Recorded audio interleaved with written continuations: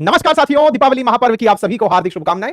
आज के सेशन में हम चर्चा करने वाले हैं भारत और कनाडा के बिगड़ते रिश्तों में एक और आयाम की। और वो आयाम इस बार स्थापित जस्टिन ट्रूडो ने तो नहीं किया, उनके उप विदेश मंत्री ने किया है। पुरानी बातें याद दिलाकर और कहा है कि हमारे यहां जो भी हो रहा है उसके पीछे अमित शाह जिम्मेदार हैं और अमित शाह ने अपने द्वारा रॉ एजेंसीज को बोलकर यह काम करवाया है। हाँ, ये बात सही है कि भारत की खुफिया एजेंसी गृह मंत्रालय के अधीन होती है। गृह मंत्रालय अमित शाह जी लेकर लीड कर रहे हैं, तो बोले इन्होंने कराया है। तो भारत और कनाडा के बीच बिगड़ते रिश्तों में एक और पड़ाव आ चुका है, और वो बड़ा पड़ाव इस बारे में है कि खालिस्तानियों को बचाते बचाते जस्टिन ट्रूडो और उनकी पार्टी अब खालिस्तानियों के समर्थन में भारत के साथ कितना आगे तक रिश्ते बिगाड़ सकती है, बस इसी दिशा में आगे बढ़ते जा रही है। आपको याद होगा 14 तारीख के दिन हमने एक सेशन किया था आपके सामने और बताया था कि भारत और कनाडा के बीच में रिश्ते कितने गहरा बिगड़ चुके हैं, हालत किस तरह से खराब हो चुके हैं। दोनों ने अपने अपने जो राजदूत हैं उन्हें अपने देशों से बाहर भेज दिया है, भारत ने अपने वापस बुला लिए, उनको वापस भेज दिए। इस प्रकार से हमने अपने देशों के एम्बेसडर्स को इधर उधर कर दिया है। ठीक है, ये सारी जानकारियां हुई। उस 14 तारीख की इतनी बड़ी जानकारी में एक जानकारी छुप गई थी। असल में ये न्यूज इतनी बड़ी थी कि 6 डिप्लोमेट्स उन्होंने भेज दिए, 6 डिप्लोमेट्स इन्होंने भेज दिए। ये न्यूज बड़ी न्यूज थी, और ये ज्यादा बड़ी न्यूज होने के चलते इसमें अमित शाह जी का नाम आप सुनना भूल गए थे। मैं ऐसा क्यों कह रहा हूं? क्योंकि इतने दिनों बाद, लगभग 15 दिन बाद, कनाडा ने वो नाम फिर से लिया है। इसके पीछे कोई ना कोई बड़ा कारण रहा होगा। इतने दिन से ये नाम दबा के क्यों रखा हुआ था? अब इसके पीछे एक बात को डिटेल में समझने का प्रयास कीजिए। देखिए, यहां पर अगर आप 14 तारीख की खबर को नोटिस कर रहे हो तो उस समय पर इंडिया के द्वारा हाई कमिश्नर को विड्रॉ किया गया है। यही न्यूज बड़ी न्यूज थी, और उस समय हमने अपने जो संजय वर्मा जी हैं इन्हें वापस बुला लिया था। संजय वर्मा जी को वापस बुला लिया था। ट्रूडो ने जाकर के अपनी एक कमेटी में जवाब देते हुए कहा था कि मेरे पास कोई ठोस इंफॉर्मेशन तो नहीं है, बस खुफिया जानकारी है कि भारत इन्वॉल्व था। अब 14 तारीख के दिन का ही अखबार है वाशिंगटन पोस्ट। ये एक अमेरिकी अखबार है। इस अखबार की काफी ज्यादा दुनिया में मतलब क्रेडिबिलिटी है, डिस्ट्रीब्यूशन है। 150 साल पुराना अखबार है, अमेरिका का अखबार है। और अमेरिका क्या करता है कि अपने इन्हीं अखबारों के माध्यम से, न्यूयॉर्क पोस्ट हुआ या फिर वाशिंगटन पोस्ट हुआ, इन्हीं के माध्यम से वो दुनिया में अपना नैरेटिव सेट करता है कि वो दुनिया में क्या चाहता है। तो यहां पर अखबारों से पूरा की पूरा जो पश्चिमी वर्ल्ड है ना, वो डिराइव होता है कि भाई हाँ, इस अखबार में यदि आ गया तो फिर ये पार गया। अब ये खबर दुनिया भर के लिए बड़ी लैंडमार्क खबर कंसीडर की जाएगी। तो देखो, वाशिंगटन पोस्ट ने 14 तारीख के दिन खबर में केवल यही जानकारी मतलब हेडलाइन में कवर की थी कि भारत के 6 डिप्लोमेट कनाडा ने, और भारत की तरफ से 6 डिप्लोमेट भारत ने, कनाडा के 6 डिप्लोमेट, तो दोनों ने एक दूसरे के डिप्लोमेट्स बाहर निकाल दिए हैं। 14 तारीख के दिन तो यही खबर आई थी। लेकिन इस खबर के अंदर एक खबर और लिखी गई थी, और वो खबर द हिंदू ने 16 तारीख के दिन प्रकाशित की थी। ये 16 अक्टूबर की खबर आप देख रहे हैं, और उसमें क्या लिखा था? Washington post says Amit Shah and senior raw officials authorised covert operation in Canada. अच्छा, हमारी भारतीय मीडिया में ये वाला नाम हेडलाइन नहीं बन पाया। द हिंदू ने तो लिखा था इसको 16 तारीख की खबर के अंदर, लेकिन हमारे अखबारों में ये वाशिंगटन पोस्ट की खबर ज्यादा सुर्खी नहीं बना पाई। और पूरे देश में बस यही हो गया कि रॉ ऑफिशियल्स ही हैं जो कि कनाडा के अंदर खालिस्तानियों को मार रहे हैं। ठीक है, अच्छा, फिर ये नाम अब कैसे वापस आ गया? 16 तारीख को जब द हिंदू लिख चुका है, वाशिंगटन पोस्ट लिख चुका है, अब वापस कैसे आ गया? तो अब पूरी की पूरी कहानी को डिटेल में समझते हैं। देखो, कनाडा के पास खुद के अपने न्यूज चैनल्स हैं। जैसे ब्रिटेन के अंदर ब्रिटिश ब्रॉडकास्टर कमेटी बीबीसी है, मतलब कंपनी बीबीसी है जिसकी न्यूज अपन सुनते हैं। ऐसे ही कनाडा के अंदर कनाडा ब्रॉडकास्टिंग कंपनी, जिसको सीबीसी कहते हैं, वो है। तो बीबीसी की ही कॉपी उन्होंने सीबीसी बना रखी है। अगर कनाडा चाहता तो अपने अखबारों में भी ये खबर निकलवा सकता था, लेकिन इन्होंने बकायदा इस खबर को अमेरिका के अखबार में निकलवाया। इस बात पर इनके यहां जांच बैठ गई। जांच बैठी तो इनके यहां पर जो पब्लिक सेफ्टी जो कमेटी बनी, उस कमेटी ने इनके विदेश मंत्री, उप विदेश मंत्री को बुलाया कि आप यहां हाजिर हों और यह बताएं कि हमारे देश की खबर हमसे पहले अमेरिका को कैसे पता चली। भाई, बड़ा सवाल है ना कि आज मान लो भारत के अंदर कोई खबर होने वाली है, भारत के अंदर किसी को नहीं पता है, दूसरे देश के अंदर वो हेडलाइन बन जाती है, तो बड़ा सवाल बनेगा। हमारी संसद के अंदर भी हो सकता है प्रश्न चिन्ह खड़ा हो जाए कि भाई हमारे यहां पर कोई भी प्रेस ब्रीफिंग नहीं हुई, सरकार की तरफ से पीआईबी के द्वारा कोई भी नोटिस जारी नहीं किया गया, और अचानक ये न्यूज हेडलाइन बन जाती है। तो ये न्यूज गई कैसे? इस बात को लेकर इनके यहां पर पब्लिक सेफ्टी कमेटी ने इनके विदेश मंत्री को तलब किया। यहां पर विदेश मंत्री के पद पर उप विदेश मंत्री मॉरिसन बैठे हुए हैं, वो जाकर पहुंचे और उन्होंने जाकर के अपने स्तर पर जानकारी दी। इसी जानकारी में इन्होंने बताया कि मैंने ही वाशिंगटन पोस्ट को अमित शाह जी का नाम लिया था। तो बोले वाशिंगटन पोस्ट को क्यों दिया था? तो इस बारे में जब खबर निकलकर वापस से आई, क्योंकि इस कमेटी ने जब बुलाया तो कमेटी ने बुलाया, अब उसके बाद में यह खबर बड़ी खबर बन गई, और बड़ी खबर बन गई कि Amit Shah accused by Canadian official of targeting 6 separatist.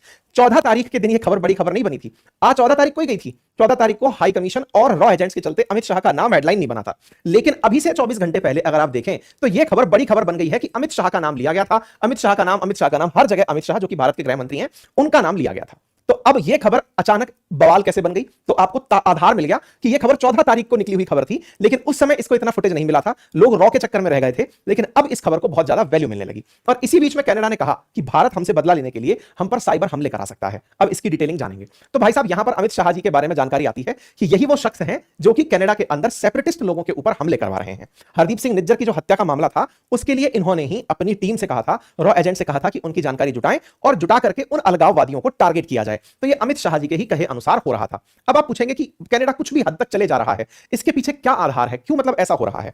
तो देखो, इसको ना बहुत आसानी से ऐसे समझ सकते हैं। ब्रिटेन के अंदर या फिर कनाडा के अंदर जो भी सिस्टम है ना, वो इस तरह से है कि यहां की जो एजेंसीज हैं, ये मंत्रियों के कहने पर ही काम कर रही हैं टेक्निकली। भारत के अंदर भी ऐसे ही सिस्टम ये लोग एक्सपेक्ट करते हैं और हमारे ऊपर आरोप भी यही लगते रहते हैं कि सीबीआई जो है वो पेज्ड कैरेट है, यानी कि केज्ड पैरट है, कि उसको बंद किया हुआ है और वो तोता ऐसा है जो कि सलाखों के अंदर बंद है, सरकार चाहती है उसी पर काम करता है। आपने अपोजिशन को भारत में भी कई बार आरोप लगाते हुए देखा होगा कि सरकार के कहने पर सीबीआई ने एक्शन लिया, सरकार के कहने पर ईडी ने एक्शन लिया, ये अक्सर हम लोग सुनते रहते हैं। ऐसे में ही चूंकि हमारे यहाँ की खुफिया एजेंसी भी सरकार को रिपोर्ट करती हैं, तो स्वाभाविक सी बात है कि अगर रॉ एजेंट्स ने कुछ एक्शन लिए हैं तो कहीं ना कहीं से आदेश चलकर आया होगा। तो आदेश कहां से चलकर आया होगा? तो बोले गृह मंत्री, क्योंकि गृह मंत्रालय के अधीन आती है, तो गृह मंत्रालय ने ही ये सारे के सारे आदेश दिए होंगे। तो इन्होंने ये पूरे के पूरे नाम जोड़कर बता दिए। तो मॉरिसन ने समिति को बताया कि मेरे पास वाशिंगटन पोस्ट के पत्रकार का फोन आया था और उन्होंने पूछा कि क्या इसके पीछे वो ही हैं, तो मैंने हाँ में जवाब दिया कि हाँ ऐसा ही हुआ था। तो ये वो कमेटी है जो यहां पर सवाल जवाब कर रही है।